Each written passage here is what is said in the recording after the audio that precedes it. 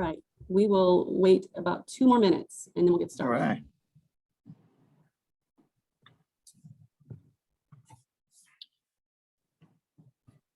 Wow.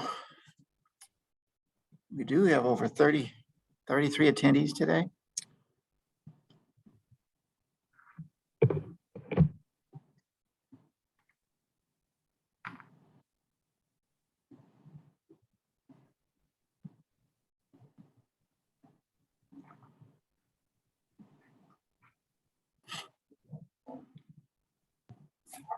Well, I see a few hecklers in the crowd, you know, Mark Klossman, Jared Hamilton. So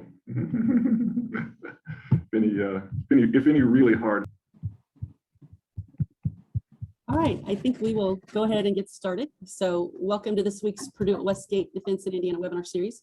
My name is Samantha Nelson, and I'm the program manager for the Purdue Foundry Westgate at the Westgate Academy. Growth, and we want to help support you as a startup, small business, and academia. We strive to be that regional hub of connection and support. Purdue at Westgate is located directly outside the gates of the Naval Support Activities Center, Crane, Indiana, and a manufacturing forum. I've had the pleasure of working with the two presenters, Andy Alexander and Gene Jones, on many occasions. Last month, we had a similar presentation in person, but we wanted to also offer this up as a webinar to have a broader reach and allow others is to expand the capabilities of the defense manufacturing industrial ecosystem. We ask that you mute your microphones during the presentation, but you may leave your video on if you like. If you have questions during the course of the presentations, we ask that you ask them and we will answer them at the end of the presentations. This webinar will be recorded and will be sent to you along with the presentations. So with that, I will have no other further ado other than to invite. Thank you, Samantha, and thank you for collaborating this effort today and sponsoring us here out of the Westgate Academy, which I think is in Odin, or it may be in Crane, I'm never sure. But I'm in South Central today. We're going to keep it within a time limit. And any questions or things you want to bring up, we're going to answer a lot of those at the end of our presentation, probably about quarter till for the regular slides to update everybody on manufacturing requirements and things we've accomplished. Then I'll introduce our guest speaker today, and then Samantha will close the webinar. So everyone, thank you very much. We're having a good year of manufacturing here in Indiana. We can do a lot better. We can chase a lot of these agencies, state agencies that Indiana Hoosiers can manufacture and make these parts and services like the others do. I know it's going well because of my goals. Normally, I'm at about 50% of my goals throughout my area that I work with in the government contracts that they're winning. So very good job. Next slide, Samantha. I'm with the Procurement Technical Assistance Program through the state of Indiana. There's 7 of us throughout the state, Albany, portions here in Davies County at the Crane facility with the Navy, and then over to Muscatatuck, New Albany, Caruthersville, Batesville, up in that area, about 22 counties. But this is a statewide effort to assist all Indiana manufacturers, effort of many advocates, including our guest speaker today. On the next slide. Andy, I think we might have an issue here. All right. You want me to bring mine up? Nope. Okay. What do you see now? We're seeing Indiana mission for the PTAC. Got it. Which I think most people are 2 years I've been here, I've looked at some of the names today, and I know over 75% of the people now, which is great, because all know pretty much what the mission is for the Indiana PTAC. Next slide, please. And then these are the counseling services that we provide throughout the state of Indiana, the Indiana businesses. So it's important that you leverage these instead of paying out to fee-based companies. But if you can get this at no cost, you might as well do that first. And we're trained to a very high standard at the federal, state, city, county, and town levels of regulations and procurement laws. And we're available right here in your state. Next slide. So these are our territories. We have 2 new counselors up in Northwest, which is Morgan Tillman and Chase Gibson up in the Northeast. And then the rest of the counselors. Next slide, please. So the potential purpose of the forum is, like Samantha said, and the key word, they used to use this word, synergetic effect. Well, now it's ecosystem, and it's pretty important in our advocates, et cetera. And so we're going to retain that purpose with our forum. Next slide. So some forum advocates I've met out there so far is with IN3, Mike, and Adam as well. And here with Sam at the Westgate facility with their laboratory. And not only, also to include the efforts with the SBIR and innovative research, briefing of their overview. That'll probably happen in October.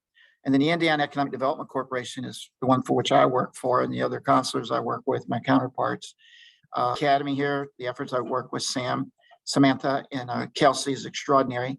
And I'll be announcing some exciting events that we have coming up to complement the manufacturer. Pick one of these advocates each meeting and have them speak to their core competencies and things that they offer Indiana businesses, especially in manufacturing, security and defense.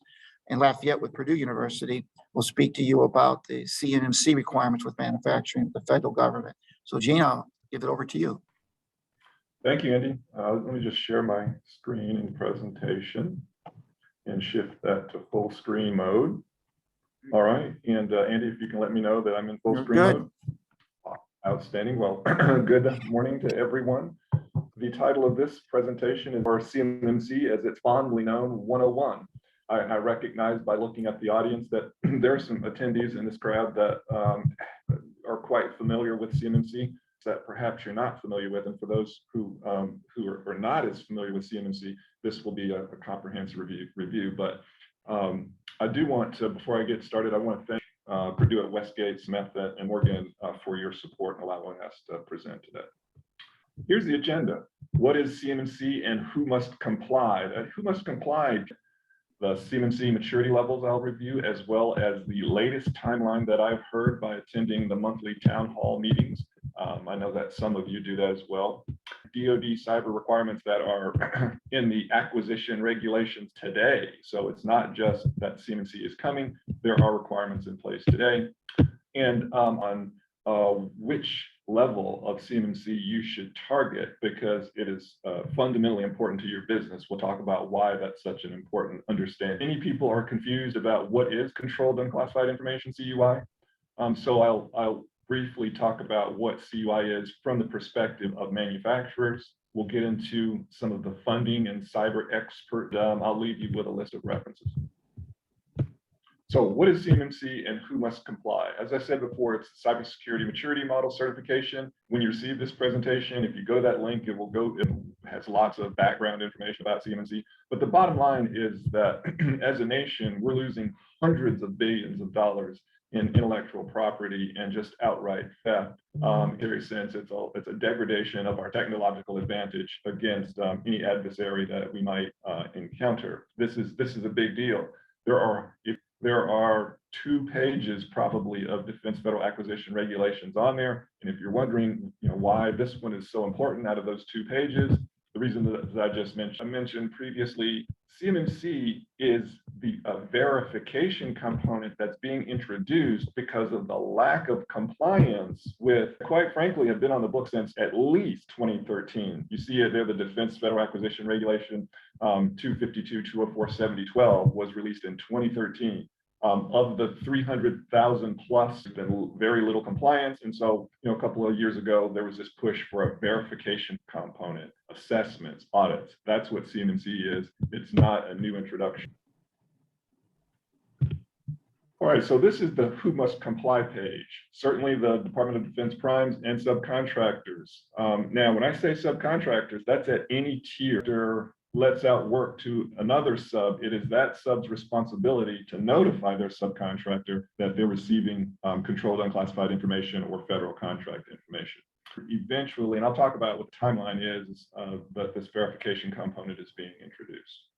Some companies, if you don't receive controlled unclassified information, you'll only need CMMC level 1 self-attestation. I'll describe what that is. And what will happen is the DoD in their contracts, as a pre-award criteria before the contract can be awarded to you, that level will be specified in the contract. Let me move Andy over here out of the way. And then any contractor, if you have the DFARS clause of 7012, then you'll minimally need to meet the level 2 requirements. All right, so the graphic format. Level 1 are foundational security requirements. There are 17 practices. I have a page in this presentation that lists only requires an annual self-assessment. Level 2 is advanced cybersecurity requirements. There's 110 practices there, and they're completely aligned with NIST, controlled unclassified information on non-federal systems, right? So your company would be a non-federal system, of course. Now, this piece, is a little confusing, and hopefully it'll be clarified over the course of the next year. It could be that you need that third-party audit from one of those companies that will be in the CMMC accreditation body marketplace to come in, and then you get certified to level 2. Or if you don't have this critical national security information, then an annual self-audit similar to level 1 will be acceptable. Looking for more clarification over the course of this year. Timeline. Now this is probably information for those who have known about CMMC for quite a while. So the latest time, the 15 to 20 companies or so who have been cleared to conduct CMMC audits will be allowed to start. They're already allowed to coordinate their audits yet. There's another wicket that has to be approved by DoD before they can start in about another month. And then that would enable companies to voluntarily, in advance, get a CMMC audit and certification. That's in about a month. Now, the new regulations for CMMC 2.0, I won't even go into what 1.0 was, the resignation until about the February 2023 timeframe. And then they will be available for 90 days for public comment, where your company or other companies will provide firm rule. Release date is May of 2023. And that's when the specific CMMC verification component, I'm stressing that again, it's the verification component, the requirements appear on DoD contracts. It won't appear in every DoD contract instantaneously in 2023. There's an expectation that there's a scale-up process. Now, if you're wondering what level, this is an entirely different standard, 800-172. It is a standard that is for the most critical and high-value unclassified information, and less than 1% of all DoD contracts would be authorized at this level. It is a significant hurdle. It requires artificial intelligence network security systems, and these audits are performed only by the government. These won't be delegated to the marketplace to audit. Assist at this level. We don't have any clients in Indiana manufacturing that we assist at this level, so we don't really get into that detail. Now, so I just talked about the CMMC verification component. If you're not aware, what are the DoD cyber requirements that exist today? And I start with, you must have a system security plan. If you don't have a system security plan, then with an assessment at any level, that's a basic requirement. The defense federal acquisition clauses that exist today is 7012. 7012 by meeting the guidelines of NIST 800-171, and you must be able to report an incident within 72 hours. And there's also a flow down requirement. You have to inform your subcontractors that you send them controlled and classified information, and you have to maintain the data should DoD decide that they request for it. Now, and that's been on the books since 2013. Released clauses 19 and 20. Essentially, 19 and 20 say that if you have this controlled and classified information, you must get an assessment, upload the results of that assessment to a specific DoD website, your score, your DoD. If the Department of Defense calls and says, we want to verify your self-assessment score, that's not optional any longer. If you sign this contract, they have the rights and processes. And the other thing that's stressed in 1920 is the flow down requirement. Not only are you required to flow down the information, but you're required to ensure a score uploaded on the site. And we could talk about more detail about how that's done. So, it's really important with these requirements to provide an accurate assessment score. It's easier for some that are fairly ambiguous to meet so that the requirements can meet a company of 5 people or 5,000 people can IT or cybersecurity professional to sort of interpret that for you. And that's certainly how we try to help clients. But the bottom line is, if you want to identify what those is possible, right? If you look at the NIST cybersecurity resource site, you can find a template for an SSP. You can find a template for an action plan. Those things are there, or you can get help to find it as well. All right. So this between federal contract information and controlled unclassified information. The reason that this is a critical decision point for your company is that one takes about a week and is a few $1,000s, CMMC level 1, which is the federal contract information. The second that we'll talk about, the controlled unclassified information, probably is going to take a year of effort, and it's 110 controls. It's amount of effort, and so that's why this is important. And I'll spend a couple of slides to talk about this. So, if you receive federal regulation, it's 52-204-21. It's the basic safeguarding of covered contractor information systems. And so, what is FCI? FCI is just information that the federal government hasn't made public or that used to become public. Right, but it doesn't include information, of course, that's already public on public websites, or all of that information in the federal procurement database, the size of contracts and who was awarded the contract, all of that sort of thing. It's, once again, information that the federal government has not made public, or you've generated for the federal government, and they have not authorized you to make it public. I won't talk about each one of these in detail, but I'm happy to schedule a follow-up session in order to do so. These are the controls required at CMMC level 1, the federal acquisition. The first group of these simply are trying to verify that only the authorized persons and authorized processes and to do that. The middle controls are associated with, do you protect the flow of people in and out of your organization? Can someone just walk in and pick up something, or inject malware, or take away information?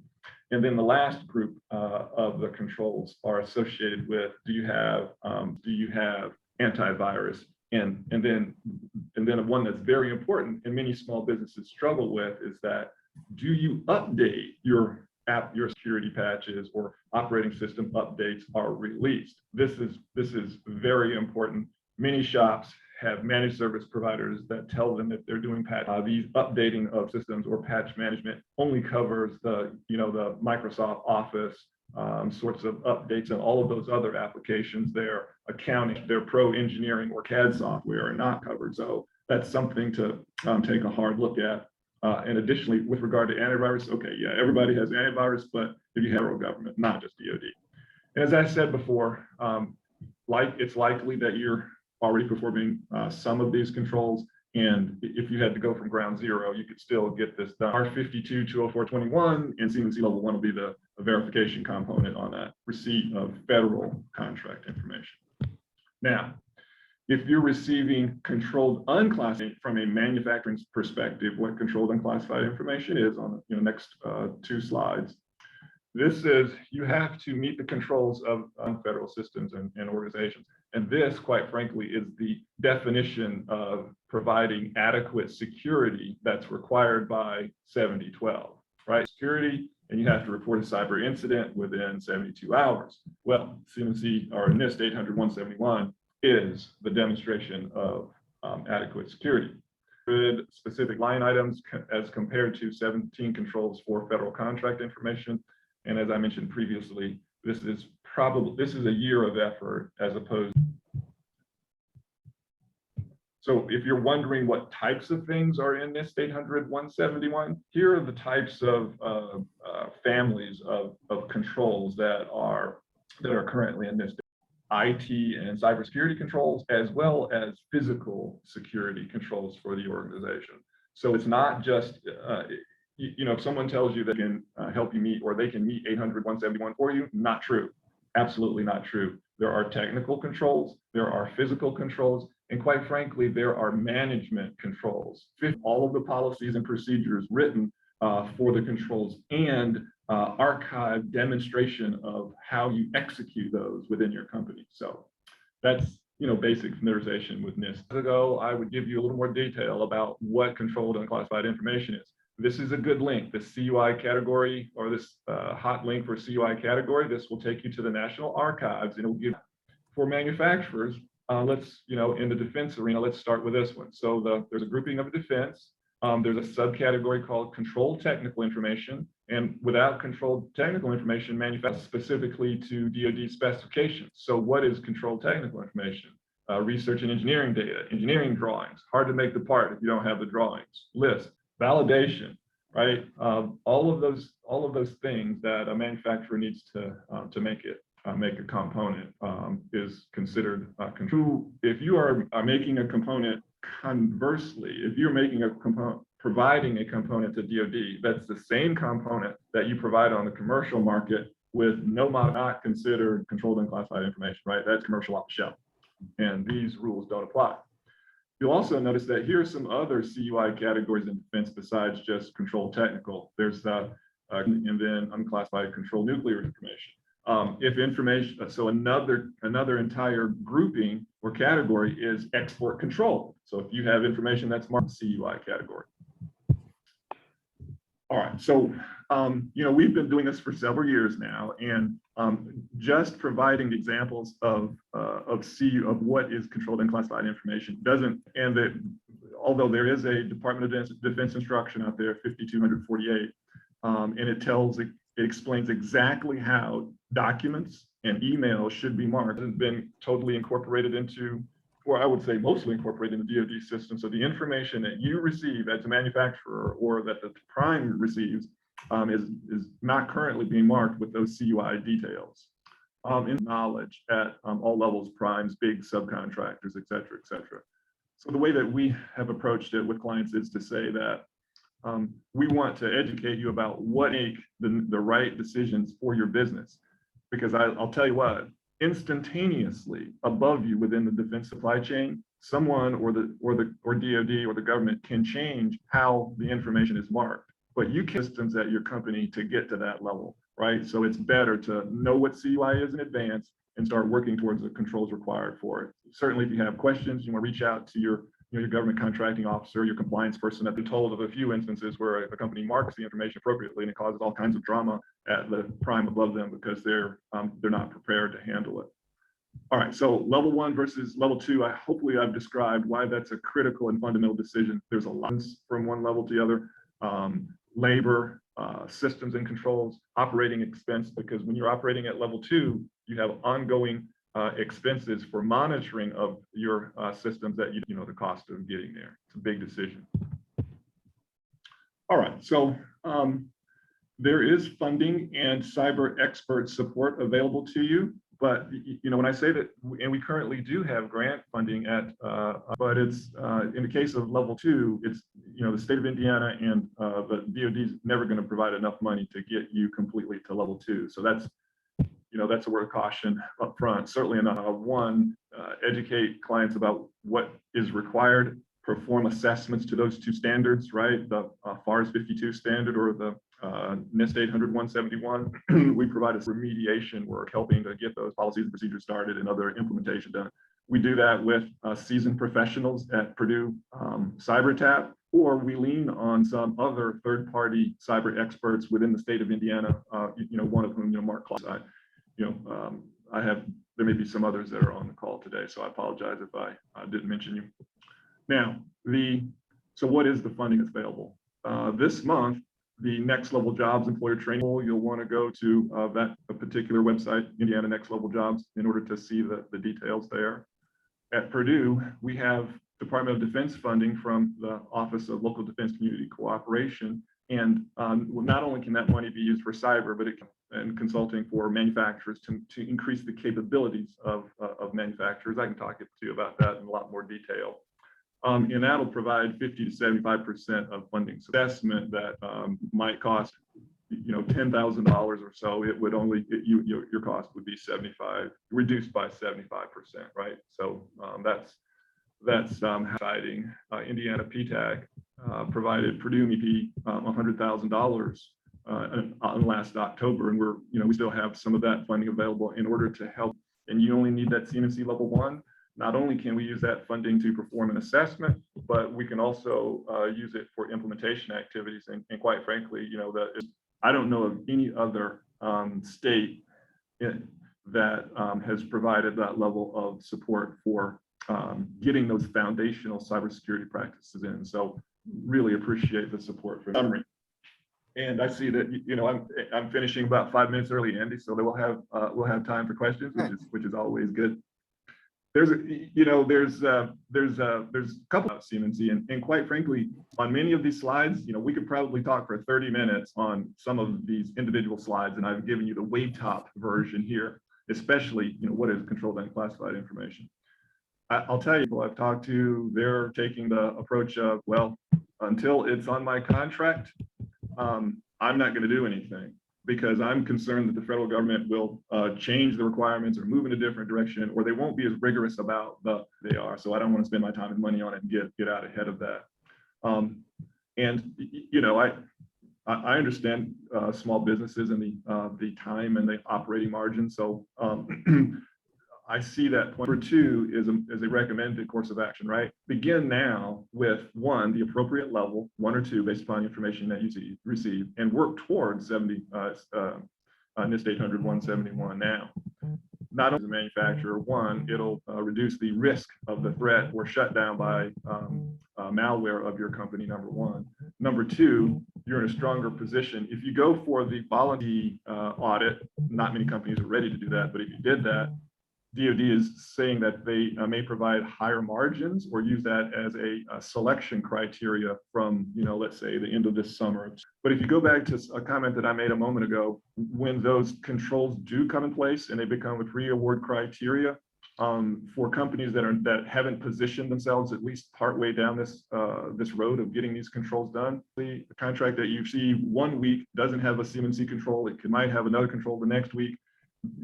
It's really out of your control. So the stronger position to be in is to have really wrap them up, know what your gaps are. And we have funding now that will support the progress. So I definitely encourage you to take advantage of the funding, the size, the magnitude of the task that's ahead of you. I think that's certainly a fair recommendation. Here's my contact information. It will be in the presentation. And then there's the grant information, the Indiana Defense Industrial, many other things. And I leave you with a resource page. I won't go through each one of these, but if you have questions or need more detail about anything that we've talked about here, there's a ready reference page. Stand by for questions. Okay, how about if I'll finish up the updates with the forum, and then I'll use the last portion of the forum for any questions. Okay, from either of us. All right, sir.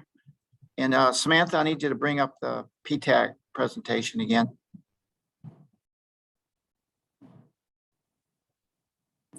Okay, then another advocate there, besides Gene's presentation, which is one of the better presentations I've seen on CMMC, which is fabulous. I referred many of my businesses out of South Central up to him, and my counterparts are starting to do the same.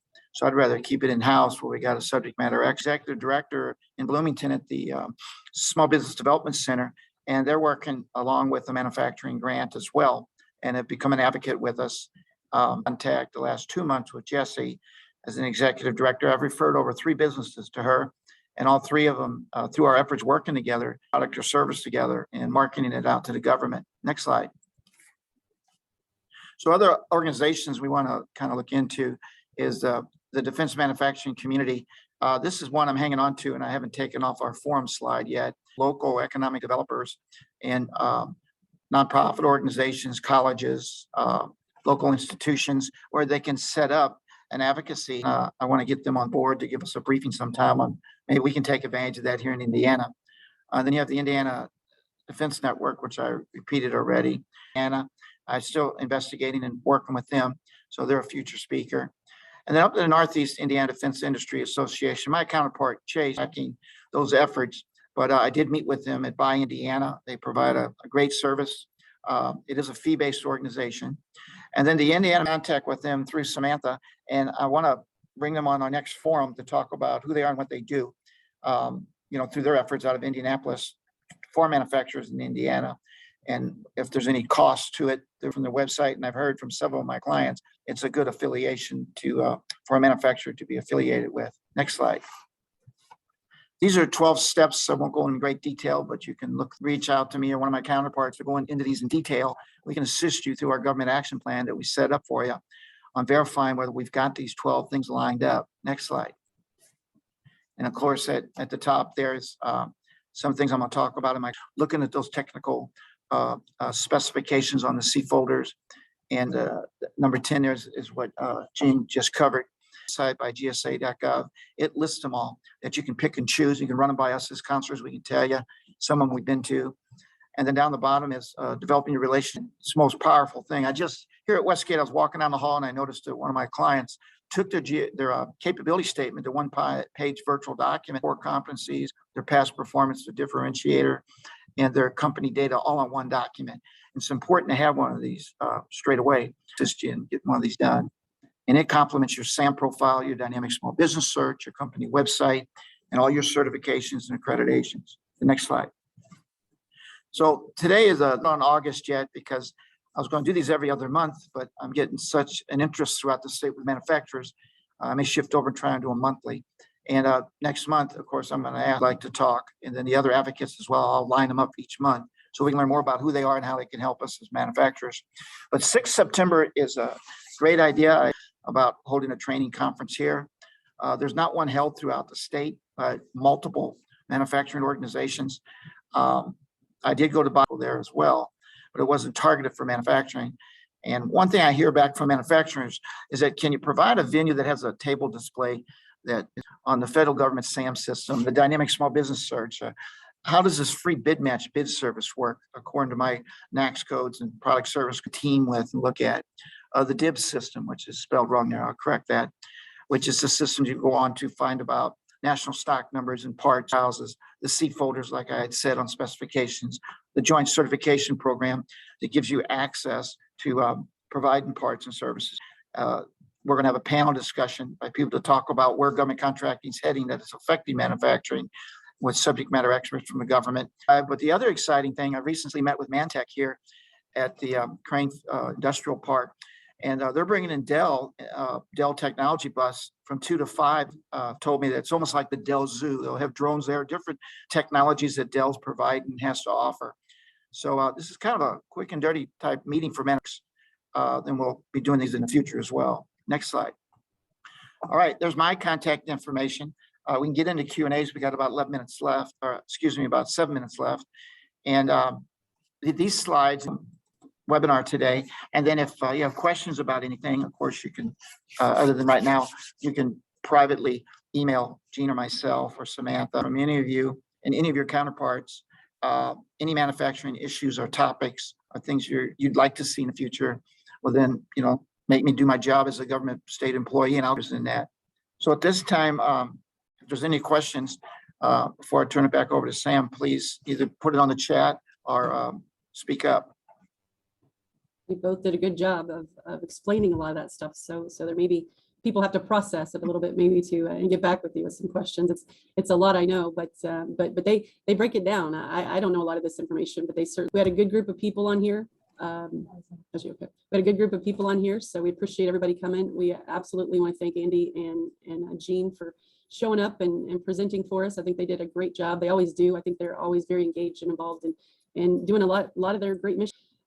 As we mentioned, this recording as well as the presentations will be sent to all of you this afternoon probably, so look for that within your email. Also, make sure to visit our calendar events on westgateacademy.com. I think it's westgate-academy.com. So you'll be able to see they're all recorded. The presentations should be there as well, so you can take a look at those.